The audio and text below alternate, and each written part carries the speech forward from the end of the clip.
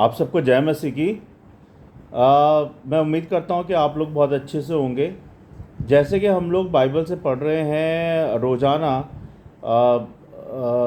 उत्पत्ति एक अध्याय से हमने स्टार्ट किया था और आज हम लोग 49 अध्याय पे पहुँच गए हैं। तो आज हम उत्पत्ति पढ़ेंगे 49 अध्याय 1 पद से लेके 33 पद तक, है ना। फिर हम ना अगले संडे से गुड फ्राइडे के बारे में बात करेंगे। गुड फ्राइडे आ रहा है। आप में से किस किस को पता है गुड फ्राइडे का मतलब क्या होता है ना। तो उस पर बात करेंगे हम। तो ये अगले संडे से हम सिर्फ गुड फ्राइडे पे प्रचार करेंगे और फिर गुड फ्राइडे के बाद हम फिर से अपना रेगुलर कोर्स स्टार्ट कर देंगे, ठीक है। तो आज हम 49 अध्याय पढ़ेंगे। इससे पहले कि हम लोग अध्याय में जाएं, आइए हम सब मिलकर प्रार्थना करते हैं।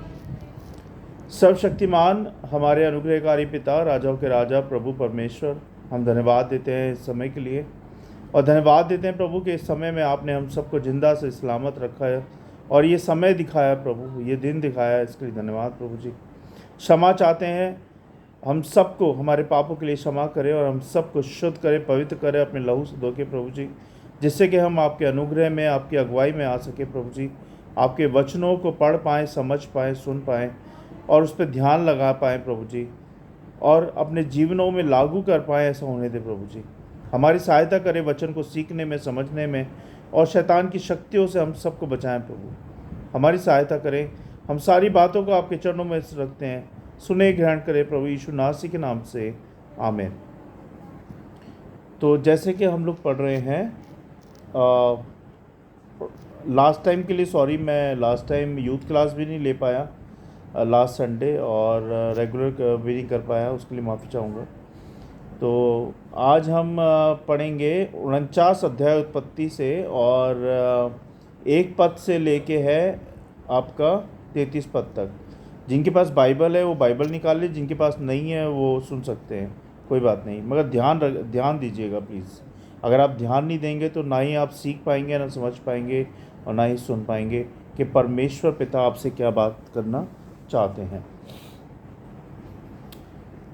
फिर याकूब ने अपने पुत्रों को ये कहकर बुलाया कि इकट्ठे हो जाओ, मैं तुमको बताऊंगा कि अंत के दिनों में तुम पर क्या क्या बीतेगा।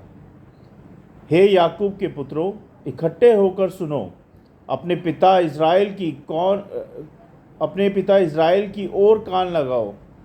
हे रूबेन, तू मेरा जेठा, मेरा बल और मेरे पौरुष का महिला पहला फल है। प्रतिष्ठा का उत्तम भाग और शक्ति का भी उत्तम भाग तू ही है। तू जो जल की नाई उबलने वाला है, इसलिए औरों से श्रेष्ठ ना ठहरेगा, क्योंकि तू अपने पिता की खाट पर चढ़ा, तब तूने उसको अशुद्ध किया, वह मेरे बिछौने पर चढ़ गया। शिमोन और लेवी तो भाई भाई हैं, उनकी तलवारें उपद्रव के हथियार हैं। हे मेरे जीव, उनके मर्म में ना पड़। हे मेरी महिमा, उनकी सभा में मत मिल, क्योंकि उन्होंने कोप से मनुष्य को घात किया और अपनी ही इच्छा पर चलकर बैलों की पूँछें काटी हैं। धिक्कार उनके कोप को जो प्रचंड था और उनके रोष को जो निर्दय था। मैं उन्हें याकूब में अलग अलग और इज़राइल में तितर बितर कर दूंगा। हे यहूदा, तेरे भाई तेरा धन्यवाद करेंगे, तेरा हाथ तेरे शत्रुओं की गर्दन पर पड़ेगा। तेरे पिता के पुत्र मुझे दंडवत करेंगे। यहूदा सिंह का डाबरू है। हे मेरे पुत्र, तू अहेर करके गुफा में गया है। वह सिंह व सिंहनी की नाई दब कर बैठ गया, फिर कौन उसको छेड़ेगा। जब तक शीलो ना आए तब तक ना तो यहूदा से राजदंड छूटेगा, ना उसके वंश से व्यवस्था देने वाला अलग होगा, और राज्य के लोग उसके अधीन हो जाएंगे। वह अपने जवान गधे को दाखलता में और अपनी गधई के बच्चे को उत्तम जाति की दाखलता में बांधा करेगा। उसने अपने वस्त्र दाखमधु में और अपना पहरावा दाखों के रस में धोया है। उसकी आंखें दाख मधु से चमकीली और उसके दांत दूध से श्वेत होंगे।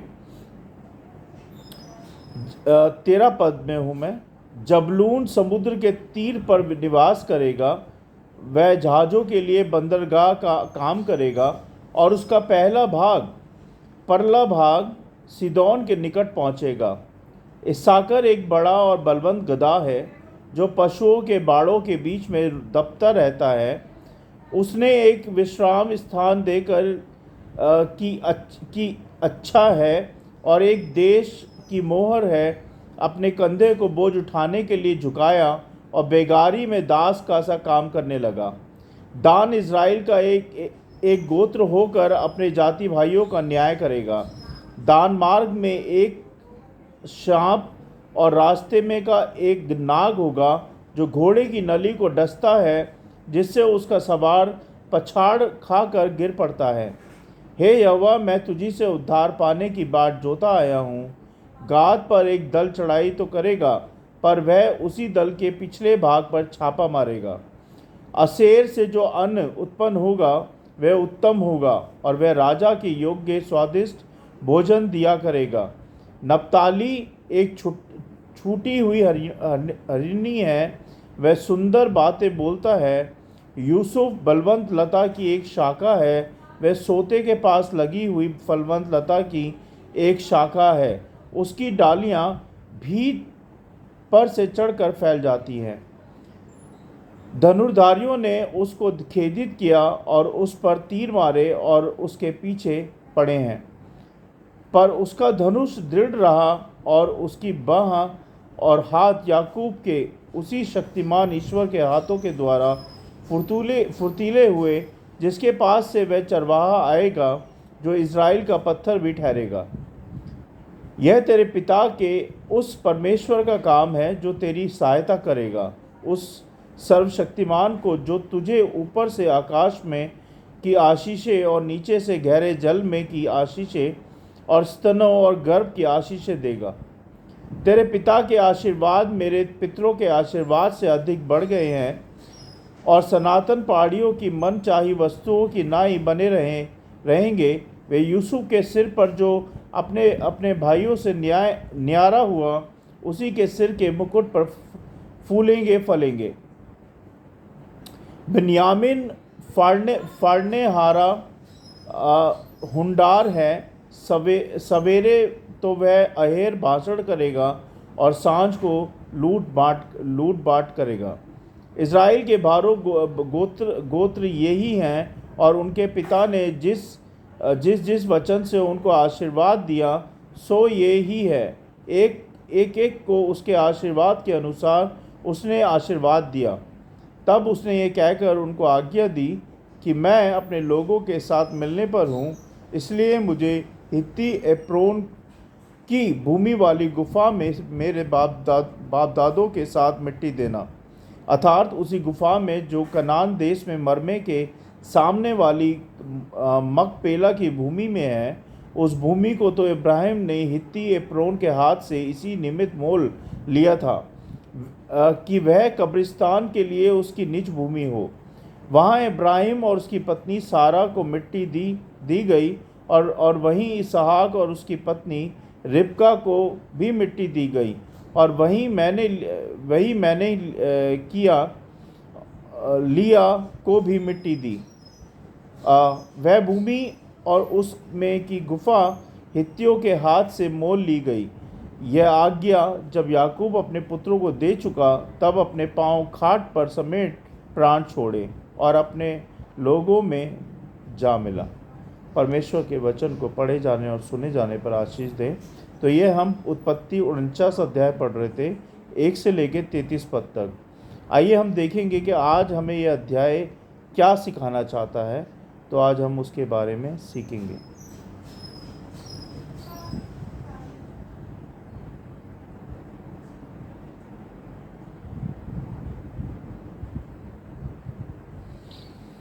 पहले हम जान लें कि यह अध्याय हमें क्या बताना चाहता है। मेरा मतलब है कि इसका परिचय क्या है ना।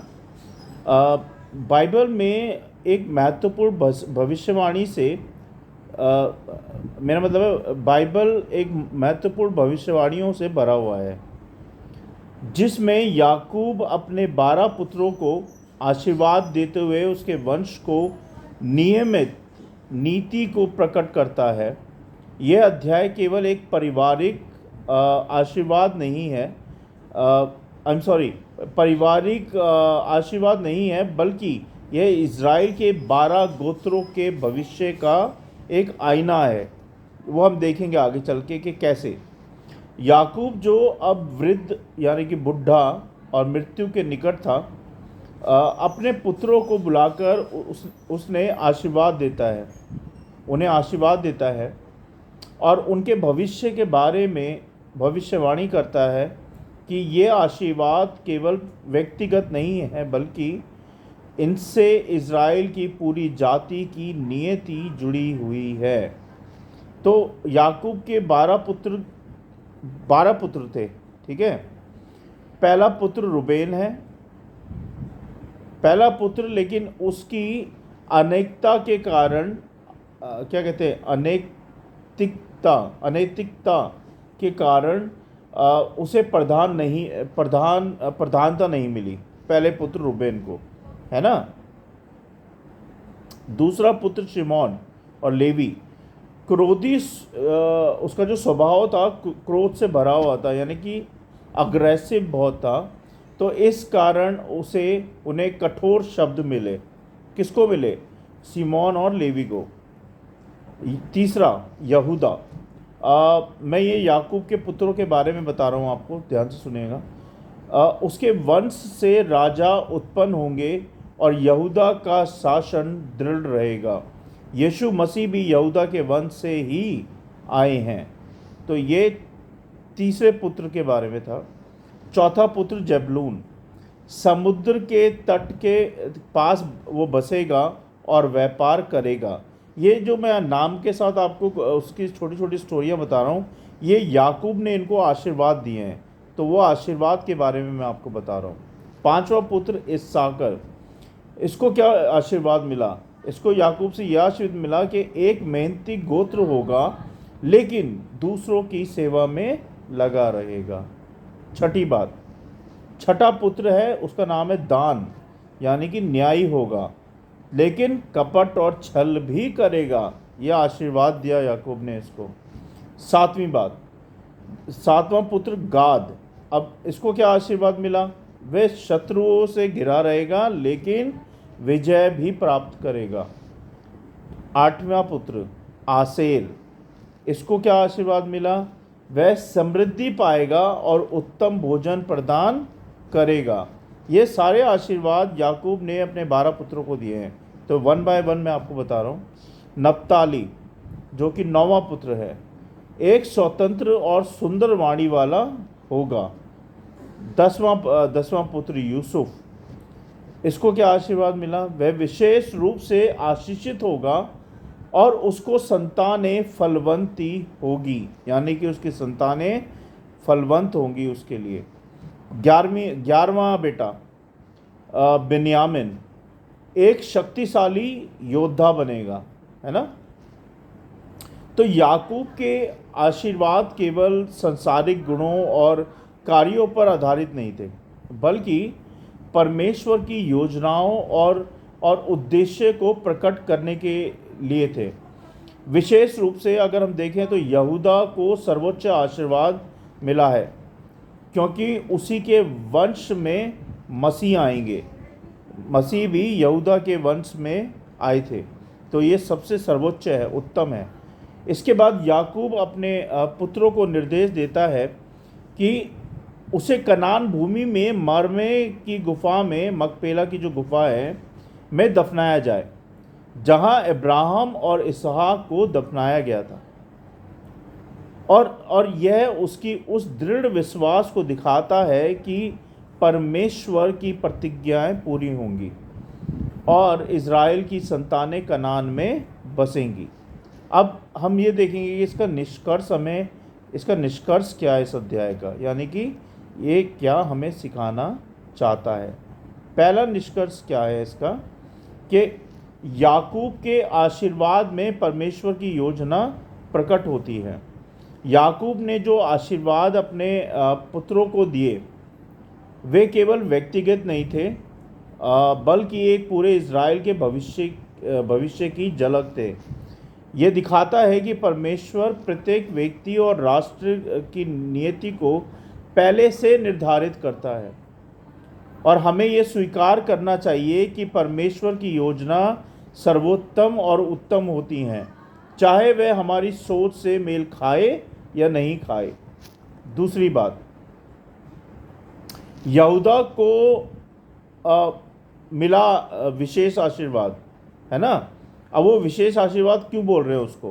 क्योंकि ये मसीह की भविष्यवाणी, इस यहूदा को मिला विशेष आशीर्वाद मसीह की भविष्यवाणी।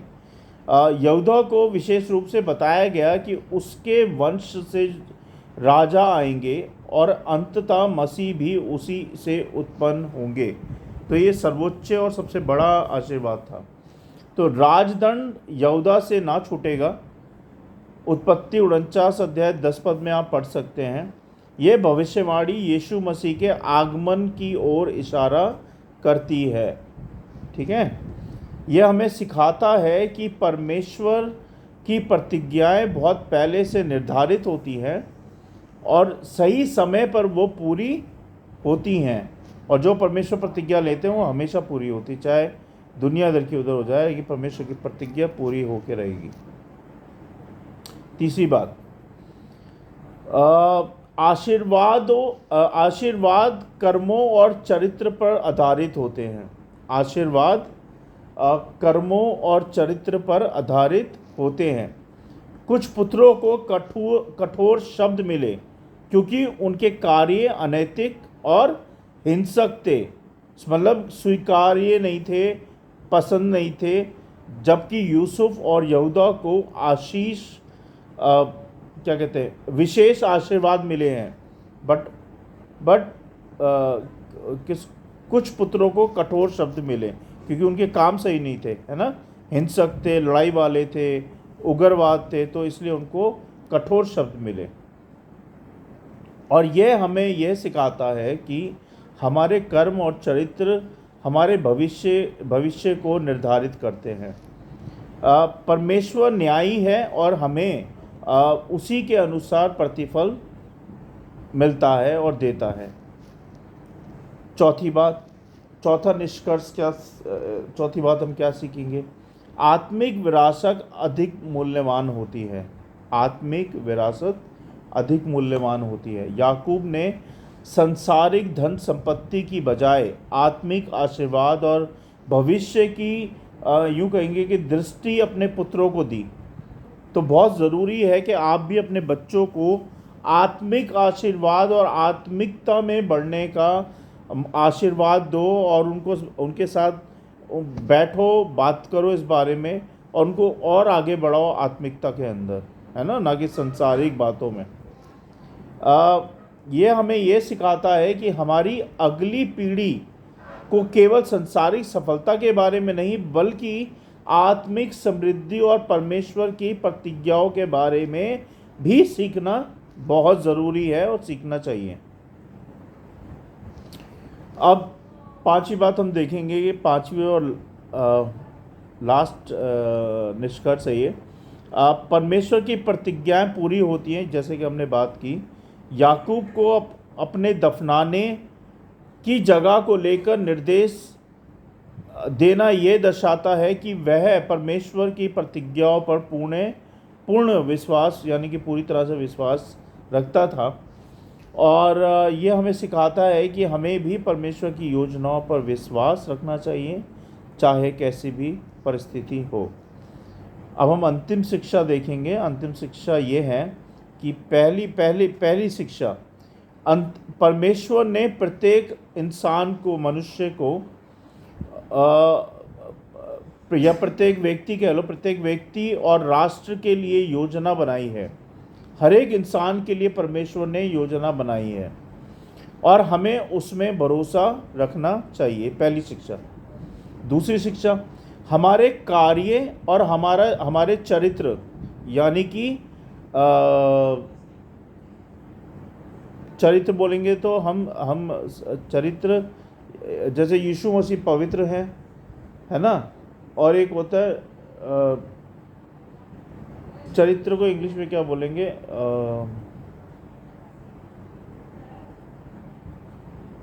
अबाउट यू, मतलब आपके बारे में, आप सही हैं गलत हैं, चरित्र उसको कहते हैं। तो हमारे कार्य और चरित्र मतलब हमारे भविष्य को प्रभावित करते हैं। अगर हम सही चलेंगे अभी तो हमारा जीवन वो कहते हैं ना, जैसा बोओगे वैसा काटोगे। तो वही वचन भी बोलता है कि अगर आपका अभी चरित्र सही है तो आने वाला जीवन जो है, आपका भविष्य उस पर निर्धारित है कि सही होगा कि गलत होगा। अगर आपका चरित्र गलत है तो आपका भविष्य भी गलत ही होगा। इसलिए अपने चरित्र को संभालें और परमेश्वर की आज्ञाओं पे चलें। हमारे कार्य और चरित्र हमारे भविष्य को प्रभावित करते हैं, इसलिए हमें हमेशा धर्मी मार्ग पर चलना चाहिए। ठीक है। तीसरी शिक्षा क्या है? परमेश्वर की प्रतिज्ञाएं निश्चित रूप से पूरी होती हैं, चाहे वह हमें अभी दिखाई दे या नहीं, लेकिन परमेश्वर की प्रतिज्ञाएं पूरी होती हैं। चौथी शिक्षा, आत्मिक विरासत और परमेश्वर का ज्ञान भौतिक संपत्ति से अधिक मूल्यवान है, यानी कि वेरी इम्पोर्टेंट है ना। आत्मिक विरासत और परमेश्वर का ज्ञान सारी बातों से इम्पॉर्टेंट है। सब चीज़ें पीछे, सबसे पहले आत्मिक विरासत और परमेश्वर का ज्ञान। पांचवी बात, यानी कि पांचवी शिक्षा इस अध्याय की, यहूदा को मिला आशीर्वाद यह दर्शाता है कि हमें परमेश्वर ने पहले ही मसीह के आगमन की योजना बना रखी है। तो परमेश्वर के वचन को पढ़े जाने और सुने जाने पर आशीष दें। और मैं उम्मीद करता हूँ कि आप लोगों ने आज वचन से काफ़ी कुछ सीखा होगा, और ये भी उम्मीद कर रहा हूँ कि आप लोग जो सीख रहे हैं, सुन रहे हैं, उसको याद भी रख रहे हैं और अपने जीवनों में लागू भी कर रहे हैं। बहुत ज़रूरी है प्रियो कि हमें सुन के बैठे नहीं रहना है, हमें एक्शन करना है, उसका लागूकरण करना अपने जीवन के अंदर बहुत ज़रूरी है। और अगर आप वो नहीं कर रहे हो तो बेकार है फिर आपका वचन सुनना, सीखना, है ना। तो सिर्फ सुनना ही नहीं है, उसको याद भी रखना है और दूसरों के साथ शेयर करना है। पर जो परमेश्वर ने हमें सिखाया, हमें आगे उसको डिलीवर करना है, जिससे कि जैसे हम परमेश्वर के अनुग्रह में, आज्ञाओं में चल रहे हैं, ऐसे ही उनको भी परमेश्वर के बारे में पता चले। तो इस वीडियो को पूरा देखें, और जब पूरा देखेंगे तभी आपको समझ में आएगा ये वीडियो। बीच बीच में से भगा के देखेंगे तो कुछ समझ में नहीं आने वाला कि किस बारे में बात हो रही है। और अगर आपकी कोई प्रार्थना है, कुछ क्वेश्चन है, तो आप मुझे डायरेक्ट मैसेज करके पूछ सकते हैं। अगर आपको मेरा नंबर चाहिए पर्सनली बात करने के लिए तो आप मुझे मैसेज करके नंबर मांगिए, मैं आपको अपना नंबर दे दूँगा। आप मुझसे कॉल पे ही बात कर सकते हैं। प्रार्थना के लिए, टेस्ट मनी के लिए, जिस मर्जी बात के लिए आप मुझसे बात कर सकते हैं। मैं हूँ पास्टर अमित चौहान, और आप मुझे जब मर्जी फ़ोन कर सकते हैं, जब मर्जी टेक्स्ट कर सकते हैं, और मैं आपका रिप्लाई ज़रूर करूँगा। आइए हम सब मिलकर प्रार्थना करेंगे आज के वचनों के लिए, कि जो वचन हमें परमेश्वर ने सिखाए हैं।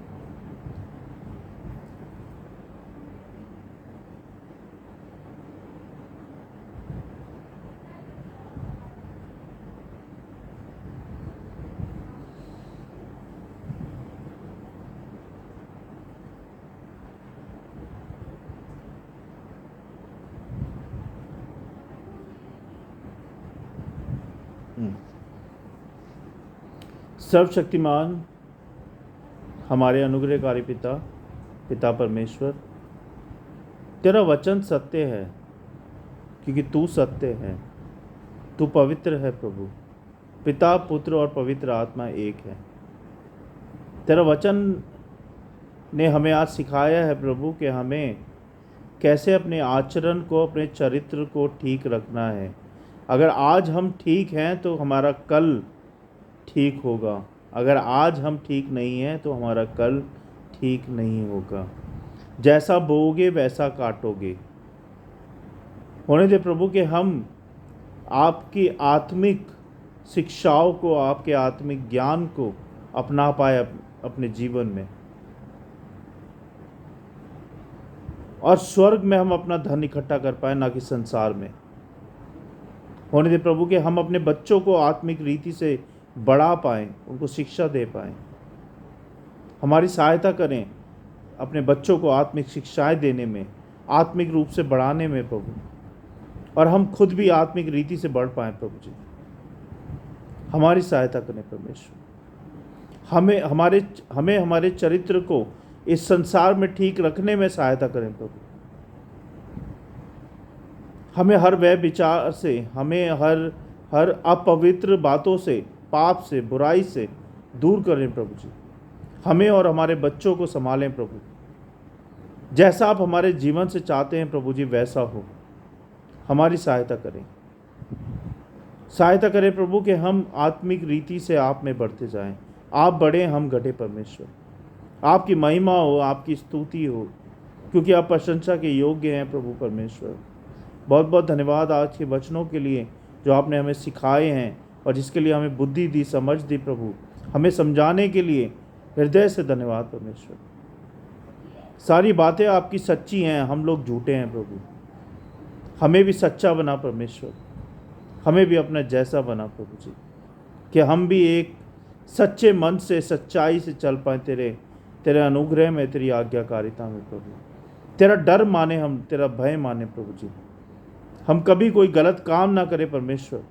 जितने लोग मुझे सुन रहे हैं, देख रहे हैं, उन सबको ब्लेसिंग्स दें प्रभु।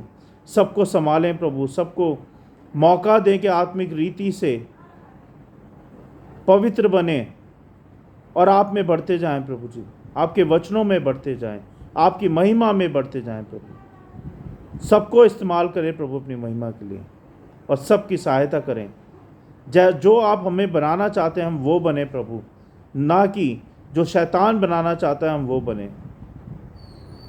हमारी सहायता करें प्रभु कि हम हर बात में आपको ऊंचा रख पाएँ, खुद को नीचा करें प्रभु जी, क्योंकि आप ही ने हमें बनाया है। इस शरीर में जान और सांस आपने फूकी है प्रभु। ये शरीर तो एक प्रभु ट्रेन है, जब प्लेटफॉर्म आ जाएगा तो एक दिन आत्मा इसमें से निकल के चली जाएगी प्रभु जी।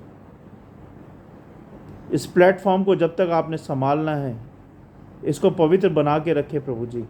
इस शरीर से कोई गलती ना हो परमेश्वर, इस शरीर से कोई पाप ना हो प्रभु। ऐसा होने दे परमेश्वर, ऐसा होने दे। सहायता कीजिएगा प्रभु कि हम इस जीवन में, इस संसारिक जीवन में वही करें जो आप हमसे चाहते हैं, ना कि संसार जो चाहता है हम वो करें। माफ़ कीजिएगा प्रभु। रोज़मर्रा की ज़िंदगी में अगर कोई गलती हो गई हो, पाप हो गया हो, जाने अनजाने में, जानबूझ के, तो मुझे क्षमा कीजिएगा। धन्यवाद एक बार फिर से सारे वचनों के लिए प्रभु, सारी बातों के लिए। अपने वचन की रखवाली करें, और ये लाखों गुना नहीं, करोड़ों गुना फैले प्रभु जी। और सबकी सहायता करें प्रभु कि आपके वचन को सीख पाएँ और आपके भवन में आने पाएँ, इन वचनों के द्वारा, आपके अनुग्रह के द्वारा प्रभु जी। सबकी सहायता करें, और जिन लोगों को आपने चुना है प्रभु इस संसार में, उन लोगों तक मुझे पहुंचने में सहायता करें प्रभु वचन के द्वारा, कि मैं उन लोगों को आप तक लेके आ पाऊँ प्रभु। मेरी सेवा को स्वीकार कर प्रभु, कि मैं तेरी महिमा में, तेरी सेवा में लगा रहूँ। जब तक मैं जिंदा हूँ प्रभु इस धरती पे, मैं तेरी सेवा में लगा रहूँ प्रभु जी। मेरे बच्चे लगे रहें, मेरा परिवार लगा रहे। हमारी सहायता करें। बहुत बहुत धन्यवाद प्रभु आज के दिन के लिए, मेरे बच्चों का, परिवार का, मेरा ख्याल रखने के लिए, और हम सब का ख्याल रखने के लिए धन्यवाद प्रभु जी। मुझे विश्वास है आपने मेरी सारी बिंदी प्रार्थना सुनी है। हम सारी बिंदी प्रार्थना, इन वचनों को, हमारे परिवारों को, हमारे बच्चों को, इस वीडियो सभा को, हम सबको आपके हाथों में सौंपता हूँ। आप देखे संभालें प्रभु यीशु नासी के नाम से, आमीन। बहुत बहुत धन्यवाद आप सबका। God bless you all. ऐसे ही आप लोग वचन सीखें, पढ़ें और आगे बढ़ते जाएं परमेश्वर में। गुड फ्राइडे आ रहा है, तो हम अगले संडे से गुड फ्राइडे के बारे में प्रचार करेंगे, उसी के बारे में बात करेंगे। और ये पूरा महीना फिर हम गुड फ्राइडे के बारे में ही करेंगे, और शायद गुड फ्राइडे के बाद से हम फिर रेगुलर अपना जो कोर्स हम कर रहे हैं पर डे का, वो करेंगे। उत्पत्ति 49 अध्याय आज तक हमने पढ़ाया, 50वां अध्याय हम आफ्टर गुड फ्राइडे करेंगे, ठीक है। तो तब तक के लिए जय मसीह की, गॉड ब्लेस यू ऑल, और हम कल फिर मिलते हैं गुड फ्राइडे की सभा के लिए, है ना। God bless you all, good night, thank you, जय मसीह।